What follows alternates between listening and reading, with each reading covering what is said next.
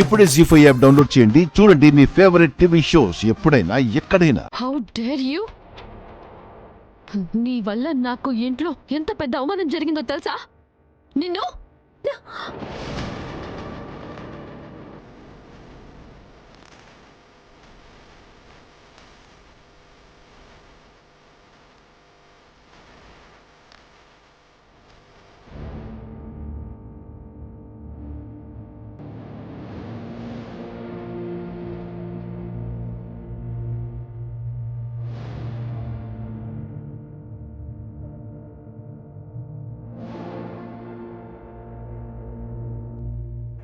మనీషా, నా చెల్లి మీద ఒక్క దెబ్బ పడ్డా దానికి 10 రెట్లు నీ ఒంటి మీద పడతాయి.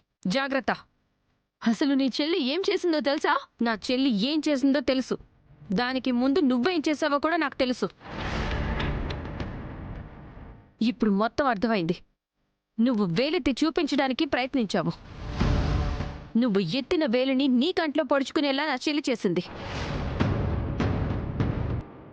చెల్లుకు చెల్లు అయిపోయేలా చేసింది నా చెల్లి. అంటే నీ చెల్లి నువ్వు సమర్థిస్తున్నావా? తను చేసింది కరెక్ట్ అంటున్నావా?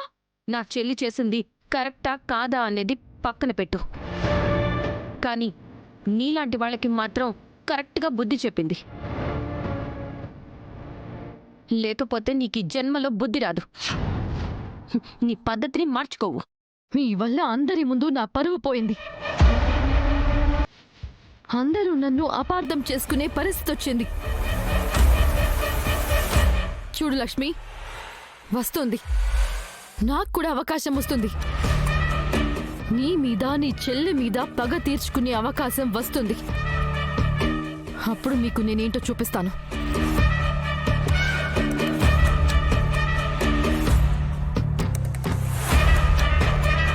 అక్క, ఇంకా ఎందుకు మనం ఆలోచించడం?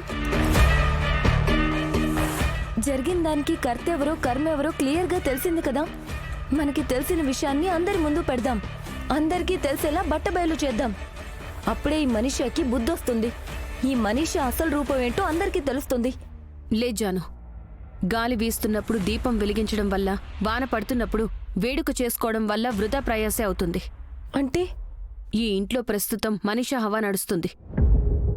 మనం వెళ్ళి అసలు విషయం అందరి ముందు చెప్పినా మనిషి ఏదో ఒకటి చెప్పి అందర్నీ మభ్యపెడుతుంది. అందరి మనసుల్ని తనకి అనుకూలంగా మార్చేస్తుంది. మనం వెళ్ళి చెప్పడం వల్ల ఎలాంటి ప్రయోజనం ఉండదు. మనం ఏదో ఒక ప్రయత్నం చేస్తేనే కదక్కా ఆ మనిషి విశ్వరూపం బయట పెట్టొచ్చు. మిత్రబావుగారి జీవితంలో నుంచి మనిషాన్ని లేకుండా చేయొచ్చు. ఈ చిన్న పని వల్ల మనిష మిత్రగారి జీవితం నుంచి వెళ్ళిపోతుందని ఊహిస్తున్నావా? అది జరగాలంటే ఈ ఇంట్లోనూ ఈ మనుషుల్లోనూ చాలా పెనుమార్పులు రావాలి జాను. అదంత త్వరగా రాదు. అంటే ఇప్పుడు మనకి తెలిసిన విషయం ఎవరికీ చెప్పకుండా ఆగిపోవాలంటావా? ప్రస్తుతానికి మన దగ్గర వేరే దారి లేదంటున్నాను. అంతేకాదు జాను, నువ్వు కూడా ఇలా చేయకుండా ఉండాల్సిందే. అదేంటక్కా, మనీషా చేసిన పన్నే కదా నేను తిప్పికొట్టాను. మనిష తప్పు చేసిందని నువ్వు కూడా తప్పు చేస్తావా? జరిగిందే కదక్కా, మీడియా వాళ్లతో చెప్పాను. నేను చెప్పిన దాంట్లో వాస్తవం ఉంది కదా. వాస్తవం ఉంది జాను, కానీ నువ్వు మనిష చేసిన పని వల్ల ఇంట్లో వాళ్ల పరువుకి ఇబ్బంది కలుగుతుంది. ఈ మనుషులు బాధపడే పరిస్థితి ఏర్పడుతుంది. అలాంటి పరిస్థితి మన వల్ల ఎప్పుడూ ఎవరికీ రాకూడదు. అది గుర్తుపెట్టుకో జాను. అంతేకాకుండా న్యూస్ పేపర్లో ఆ న్యూస్ రావడం గురించి, అందులో మనిష హస్తము నీ హస్తము ఉన్న సంగతి ఎవరికీ తెలియనివ్వను అని నాకు మాటివ్వు. అక్క, అది మాటివ్వమని చెప్పానా లేదా?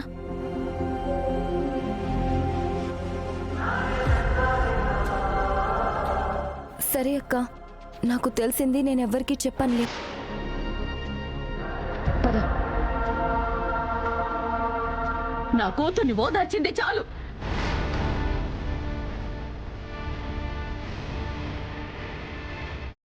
నందన్ కుటుంబంలో నా కూతురు ఎంత పొందిగ్గా ఉందని ఈనాళ్ళు నిశ్చింతగా ఉన్నాను. కానీ ఈ ఇంట్లోనే నా కూతురికి ఎంత అవమానం జరుగుతుందనుకోలేదు.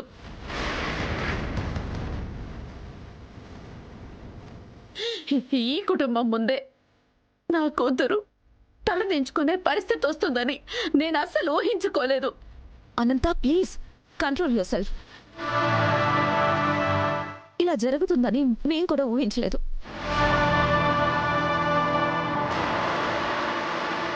వాళ్ళని ఎలా కంట్రోల్ చేయాలో అసలు నాకు అర్థం కాలేదు. ఇదంతా మీ తప్పు కాదు దేవయాని. ఇదిగో ఈ లక్ష్మి తప్పు. ఈవిడ గారు చేసిన నిర్వాకానికి నా కూతురు అవమానాల పాలైంది.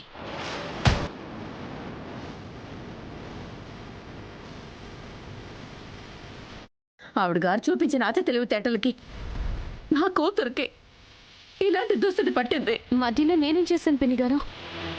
అంతా నువ్వే చేశావు. చూడు లక్ష్మి, కోపం ఉండొచ్చు, కానీ మరొక ఆడదాన్ని పరువు తీసేంత కోపం ఉండకూడదు.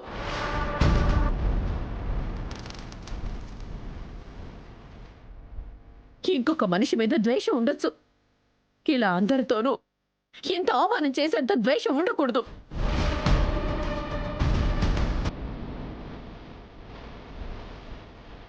ఈరోజు నీ మూలంగా నా కూతురు ఇలా తలదించుకునే పరిస్థితికి వచ్చింది.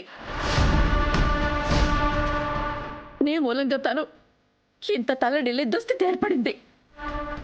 లక్ష్మి, ఇప్పుడు నీకు సంతోషంగా ఉందా? ఇప్పుడు నీకు ఆనందంగా ఉందా? నువ్వెలాగో సంతోషంగా ఉండవు, ఎదుటి వాళ్ళ సంతోషాన్ని కూడా చెడగొట్టాలని ఎందుకు చూస్తావు? జరిగిన దానికి నేను ఏ విధంగా కారణమో నాకు తెలీదు. నా మీద అనవసరమైన నిందలు వేస్తున్నారు, లేనిపోని మాటలు హాడిపోసుకుంటున్నారు. మనిషిని ఇంతగా అవమానించాలని నేనెందుకు కోరుకుంటాను చిన్నత్తయ్య గారు? మరి లేకపోతే ఇదంతా ఏంటి లక్ష్మి?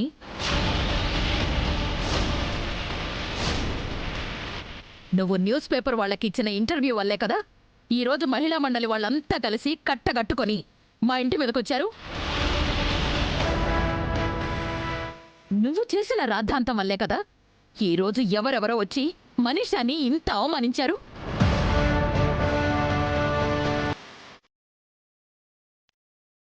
అమాయకంగా కనిపిస్తూ నువ్వింత అతి తెలివితేటలు ప్రదర్శిస్తావని నేనస్సలు అనుకోలేదు. ఏమీ తెలీదు అంటూనే ఇన్ని ఘనకార్యాలు చేస్తావని నేనస్సలు ఊహించలేదు లక్ష్మి. నా జీవితంలో ఇప్పటి వరకు ఇంత ఘోరమైన అవమానం చూడలేదు.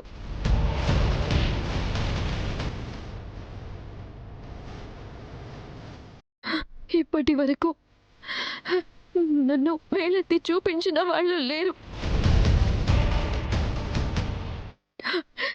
నేను తప్పు చేశానని నిందించిన వాళ్ళు లేరు.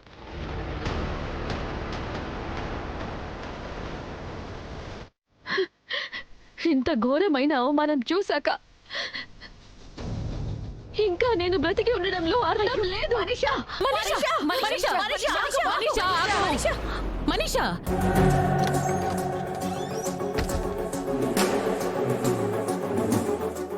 జీ5 యాప్ డౌన్లోడ్ చేసి అన్ని ఎపిసోడ్స్ పూర్తి ఉచితంగా చూడండి.